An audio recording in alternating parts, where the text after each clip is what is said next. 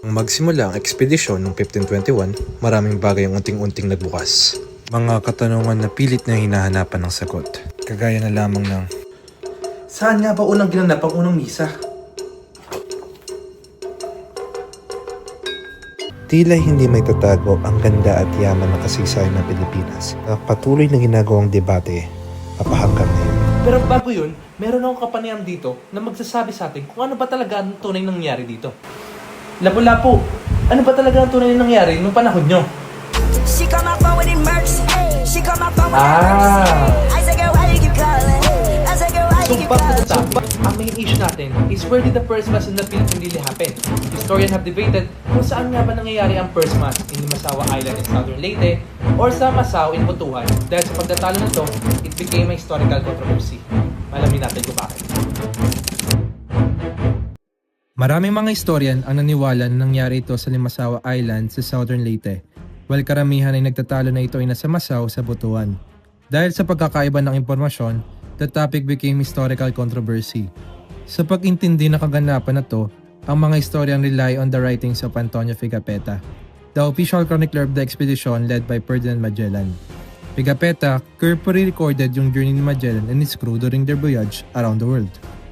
Ayon kay Pigafetta, Magellan Expedition first arrived in the Philippines on March 16, 1521, nang nakatungtong sila sa Humunon Island sa Samar. The crew stayed there for several days to rest, find fresh water, and recover from their long journey across the ocean. During their stay, Magellan and his men met local leader na sina Raja Colombo and Raja Siago. Ang mga leader na to ay winelcome mga Spaniard at gumawa ng isang friendly relationship with them. Dahil sa kanilang pagkakaibigan, the explorer were able to communicate and trade with the local people. Pagkatapos umalis ng Humonhon, ang kampo ni Magellan ay nag-travel sa isla na tinatawag na Masawa, na pinaniniwalaan na ngayon ng historian as Limasawa Island. Noong March 31, 1521, which was Easter Sunday, isang importanteng religious event ang nangyari. The first Catholic Mass in the Philippines was celebrated.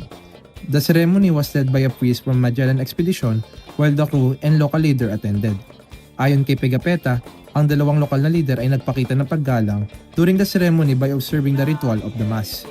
Pagkatapos ng misa, inutusan ni Magellan ang kanyang kasamahan na maglagay ng malaking kahoy na krus sa pinakamataas na burol ng isla. Ang krus ay nagsimbolo ng pagdating ng Kristyanismo and serve as a sign that they have visited the place. Maraming panahon ang lumipas, historians began to question the exact location of Masawa. Some scholars argued that the first mass actually happened in Masao in Butuan, because Butuan was already known as important trading center during that time. Dahil sa pagkakaiba ng kanilang interpretasyon, ang mga historian ay nagtalo ng mahabang panahon sa tunay na lugar ng unang misa. Sa patuloy na pananaliksik sa historical document, maps at paglalarawan ni Pigafetta, the Philippine government officially recognized Limasawa Island in Southern Leyte as the official site of the first mass in 1521. Ngayon, ito ay nagsisilbing importanteng parte ng kasaysayan ng Pinas. Ito ay naging isang simbolo ng Kristyanismo sa Pilipinas at naging sagisag ng one of the first recorded meetings between Filipino and European.